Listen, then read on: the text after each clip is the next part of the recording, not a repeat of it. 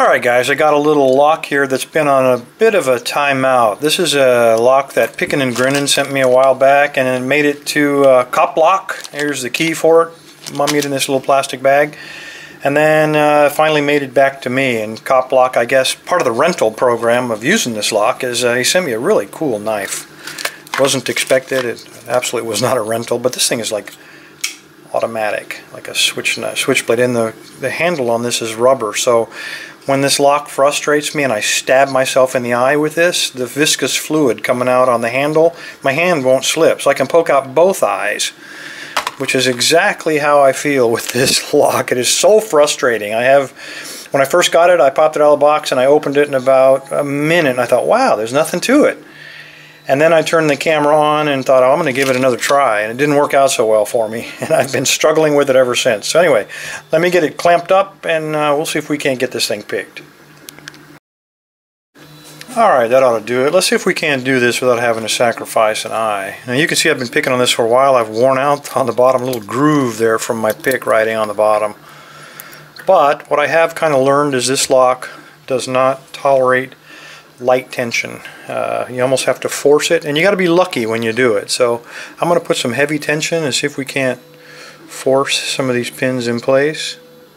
On pin 1.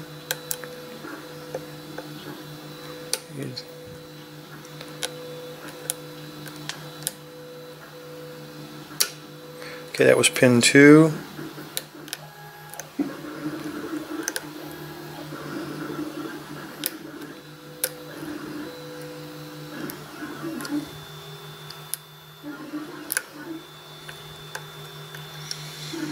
I know this thing has spools, and I know it's got serrated.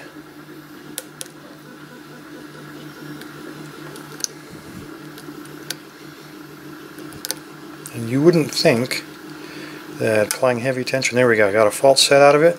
You wouldn't think that applying heavy tension to a serrated would be the way to go, but for some reason this lock just begs for it. Okay, we got a good fault set going. Now we just got to find out.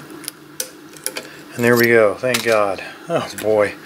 Alright, let's open this thing up. That is such a relief to get that open. Oh man, it's hard to believe I had to take 4 Valiums to stay this calm. Alright, let's see what he has put into this. First of all, let's look at the key. What do we do with that? Let's bust this bad boy open.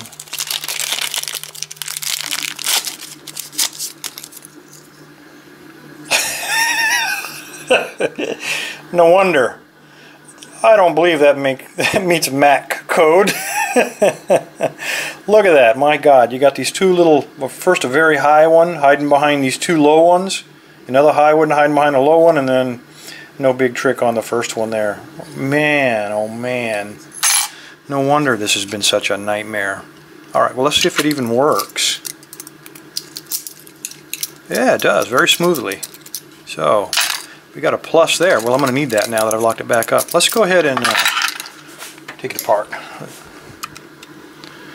Let's see what Pickin and Grinnin has done to me here.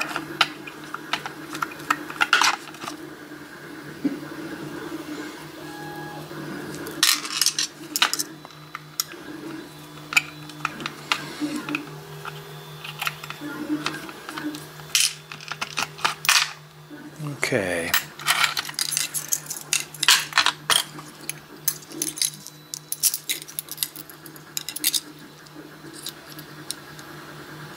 Let us find a follower. Maybe not that one. Too big. Let's try the right size. See if that doesn't help things. Alright, so we knew there were 6 pins. Let's take a look at them. Standards. Not so standard.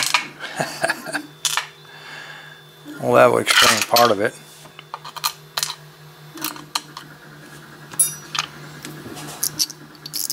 You guys are going to love this.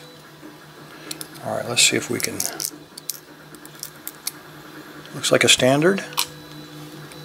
Why was this look so hard? Spool? Oh. There is why. Get it to focus, we got us a T-pin. That's one of the reasons anyway. And here we go. I knew there was a serrated in there.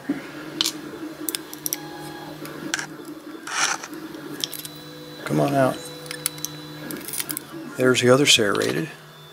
And the last one is another one of those nasty T-pins. Alright. Let's take a look at this. Nothing really spectacular about that. No threading, no counter milling, so we're good there. So the only reason this thing was so tricky, I believe, is the tie tolerances on the lock. Well, it looks like we had 4 standards on the bottom, and then we had 2 key pins. I don't know how much those would have come into play, but it certainly felt like it. And then we had a standard, we had a spool, we had a T-pin, followed by 2 serrateds, and then another one of these nasty T-pins. So probably what happened is these 2 T-pins were getting caught up inside of the shear line and making me believe I had a fault set and was done with that one. So probably by pure luck is the only reason I got it, but I feel lucky to have gotten it done. Thank you, Pickin and Grinnin, but I got to tell you, dude, if you send me another lock, I got a feeling it's probably going to get lost in the mail. So anyway, thank you for the lock. I do appreciate it. Everybody else, stay safe, stay legal. Hey, ya que estás aquí viendo estos vídeos, ¿por qué no pulsas el botón de suscribirse para que así no te pierdas nada? Yo lo hice y amo Bosnianbill Lock. Tú también lo harás.